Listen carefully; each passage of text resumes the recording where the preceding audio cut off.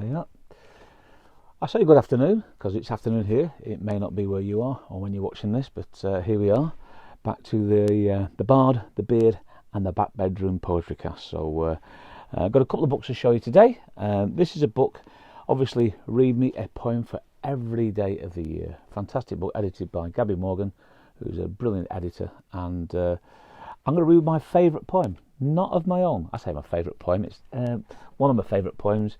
It's the first poem I remember liking as a primary school kid. We used to have this library at our primary school every Monday afternoon after school. I say library, it was some boxes that opened and you chose a book. And I remember this poem called Daddy Fell into the Pond by Alfred Noyes, who's more famous for writing The Highwayman, which is a fantastic narrative poem, which I'm sure many of you are aware of. But I remember liking this, and I'll read it and then tell a little story about it. Everyone grumbled the sky was grey, we had nothing to do and nothing to say. We were nearing the end of a dismal day and there seemed to be nothing beyond. Then Daddy fell into the pond and everyone's face grew merry and bright and Timothy danced for sheer delight. Give me the camera, quick, quick, he's clawing out the duckweed, click. Then the gardener suddenly slapped his knee and doubled up shaking silently. And the ducks all quacked as if they were daft and it sounded as if the old drake laughed. Or there wasn't a thing that didn't respond when Daddy fell into the pond. And obviously the cartoon aspect of Dad falling into the pond is always very funny. And in my own mind, my memory of the poem was related to the illustration in the book I had, which was a Quentin Blake or Tony Ross type of illustration. And there was a cat on a tree, there's a ladder against a tree, and Dad in the pond. I thought that's why it had happened. I thought I'd not remembered that verse. And then, of course, reading it again, the verse isn't there. And so it's how the illustrator illustrates the poem that's interesting. Also, reading it again as an adult, you realise that was written by a rich poet, because it said, then the gardener suddenly slapped his knee. Well, the gardener in our house was me dad, and if he's in the pond, he can't be slapping his knee, so there we are. Anyway, so that's a book that I'm involved with. I've got lots of poems in there, but great to have, great resource if you're homeschooling or wanting to read a poem a day with your kids. So there's that one, Read Me. I was in the last school I went to, actually, in the Lake District. They had this book by Roger Stevens, and sometimes when you write poems for anthologies, you forget about them. And there are 3 poems in here I completely forgotten I'd written until the kid had the book on the desk. I thought, oh, I'll read that. Oh, I'm in there. So I'm going to read 3 poems that I've rediscovered. Pet poems, written from the point of view of pets. The first one is called Cat Myths, myths about cats. I'm not from Cheshire, and I never grin. I've not got any cream.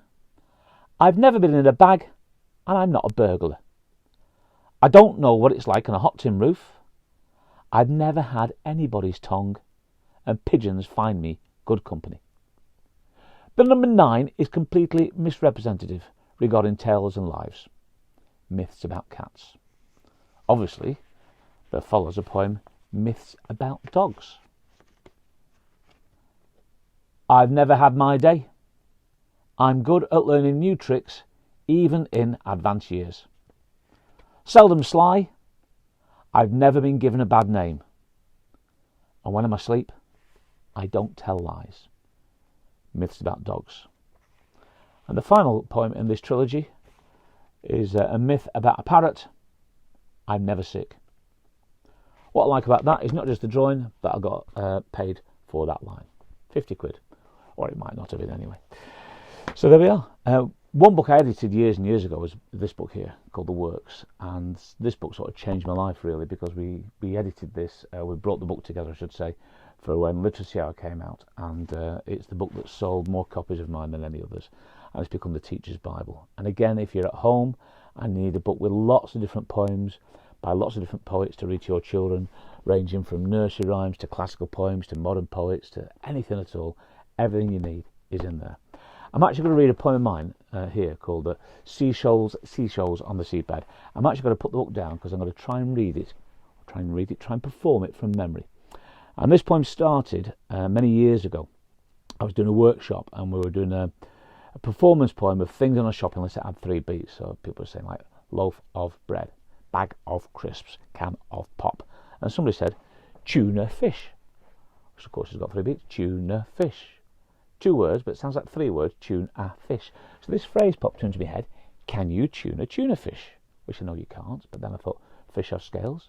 Music has scales. Have a flat note, a flat fish. Whale voice choir, male voice choir. This poem actually took me probably 9 months to write, and even longer to learn, if indeed I do remember it. And it's a favourite one to perform, but I don't always perform it that often. So this is why, if I suddenly need the book, I shall get it. We'll see how we go. The salmon with the hat on was conducting with the baton. He tried to tune a tuna fish by playing on its scales, but the scales had all been flattened when the tuna fish was sat on purpose by a porpoise and a school of killer whales. So the salmon with the hat on fiddled with the baton. The angel fish got ready to play the tambourine.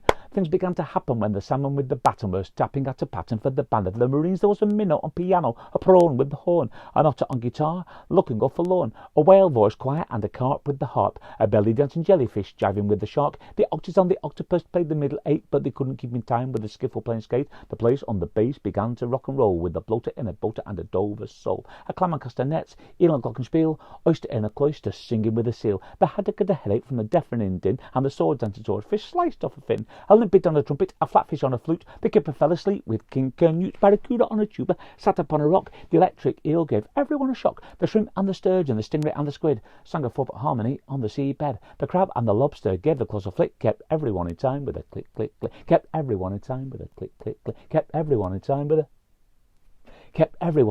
a. Yes, the salmon with the hat on was tapping at a pattern, and things began to happen for the band of the Marines. It was an ocean of commotion of Atlantic proportion, the greatest show by schools of souls that ever had been seen. That's it. And I got all the way through. Just to finish off, a poem from this book, available on the website, 3 books for £15.